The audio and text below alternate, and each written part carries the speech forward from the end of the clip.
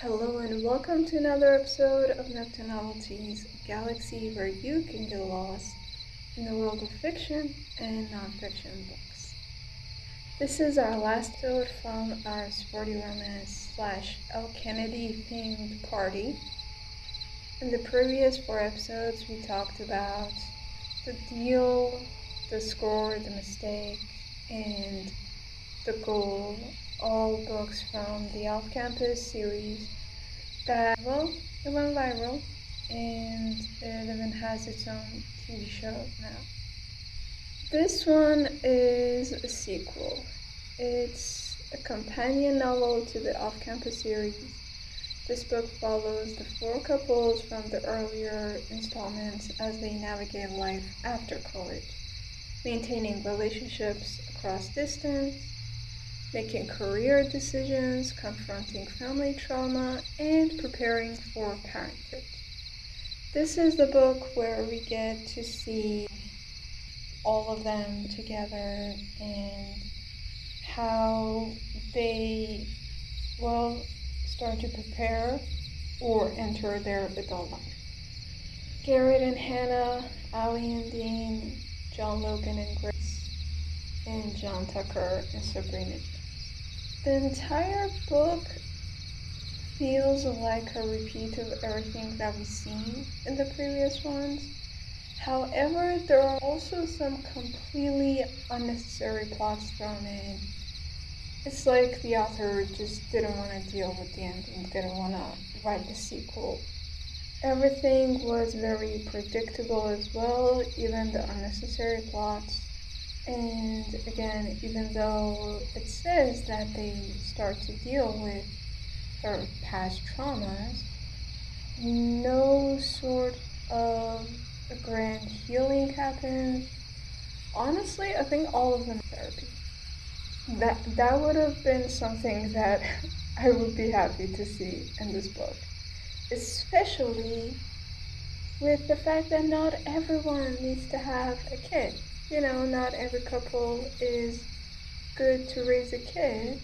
And again, a child being involved doesn't automatically guarantee a real happily ever after.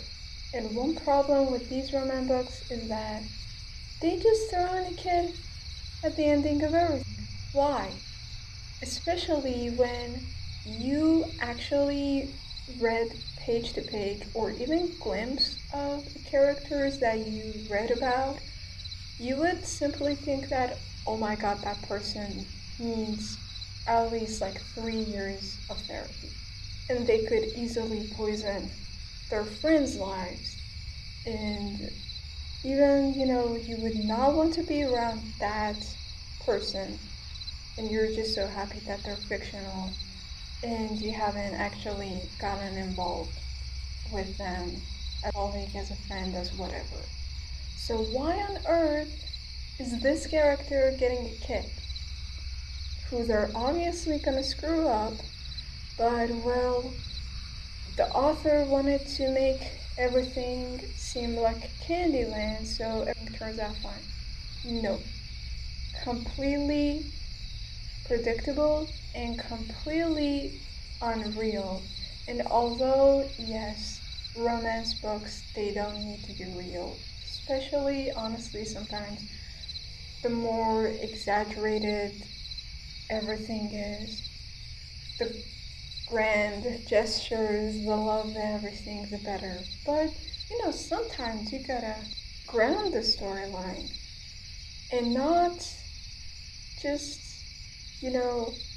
make it something that you think every other book is. And there is 0 character development for, honestly, none of the characters improved at all. They're the same person they were when they were in college. They're either just playing in a different team and started a new project.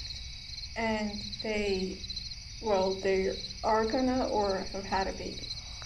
So honestly, whatever book you read, you don't really need to read Legacy because it's all the same thing. or at least that's how I felt.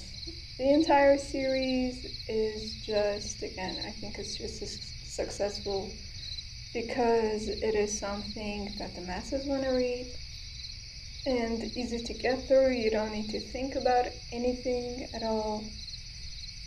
They're easy to forget. You can't really be attached deeply to any of the characters. Some storylines and some characters are better formed than others, but it's still not really living up to the hype that it gets. But of course, I would also love to hear your opinion. Thank you so much for listening to this episode, and tell me, how do you like the themes? And for any kind of collaboration, feel free to do so through email. See you around soon. Laters.